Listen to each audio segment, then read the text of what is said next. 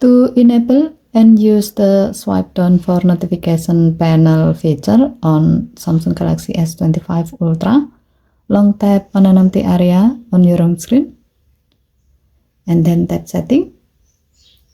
Scroll down the screen.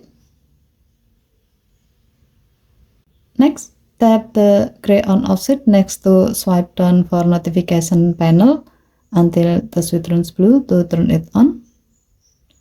To see the result, go to your home screen.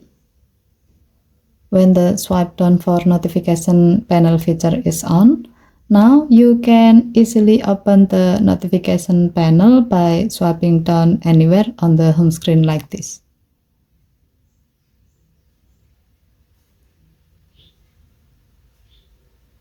Okay, thank you for watching. Please help to like and subscribe. Have a nice day.